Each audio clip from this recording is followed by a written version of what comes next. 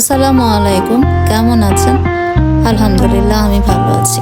মাংসের কাবাব তো অনেক খেয়েছেন, আজ আমি বানাবো মাছের কাবাব। এখানে আমি 3-4টি আলু সিদ্ধ করে নিয়েছি, আর এগুলোকে ভালো করে ম্যাশ করে নিব।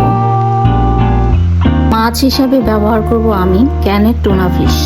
একটি ছাঁকনির মধ্যে টুনা মাছগুলো ঢেলে কিছুক্ষণের জন্য ছেঁকে নেব। এর মধ্যে যে তেলটা থাকে সেটা বের হয়ে যাবে। এই কাবাবটার জন্য আমি একটা মশলা বানিয়ে নেব। এই জন্য লাগবে আমার কটা শুকনো মরিচ, কিছু পরিমাণ ধনিয়া আর কিছু পরিমাণ জিরা। এগুলোকে আমি একটা কড়াইয়ে কিছুক্ষণ হালকা করে ভেজে নেব। এবার ম্যাশ করা আলুর মধ্যে দিয়ে দিব ছেঁকে রাখা মাছ, এরপর দিয়ে দিব কাঁচামরিচ, ধনে পাতা, পেঁয়াজ কুচি।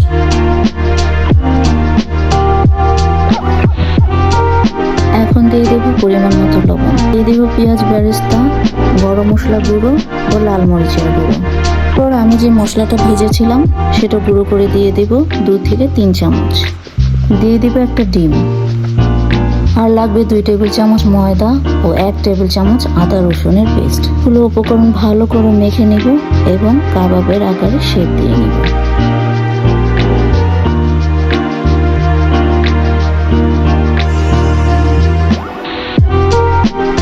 এই তো হয়ে গেল আমার মাছের কাবাব। এই পর্যায়ে কাবাবগুলোকে আপনি ফ্রোজেন করে রেখে দিতে পারেন, অনেক দিন পর্যন্ত সংরক্ষণ করে রাখতে পারবেন। এবার কাবাবগুলো ভেজে নেওয়ার পালা। সুপ্রিয় দর্শক, দূরে ও কাছে যে যেখানে বসে আমার ভিডিওটি দেখছেন এবং আমাকে সাপোর্ট করছেন, আপনার জন্য রইল অনেক অনেক ভালোবাসা ও দোয়া। কাবাবগুলোকে বাদামি করে ভেজে তুলে নেব। আপনারা যে যেমন পছন্দ করেন সেইভাবেই ভেজে নেবেন। খুব সহজেই ঘরে এভাবে মাছের কাবাব তৈরি করতে পারেন। যেসব বাচ্চারা মাছ খেতে চায় না তাদেরকে বানিয়ে দিবেন, বুঝতেই পারবে না এটা মাছ দিয়ে বানিয়েছেন নাকি মাংস দিয়ে। কেমন হয়েছে কমেন্ট বক্সে জানাবেন প্লিজ।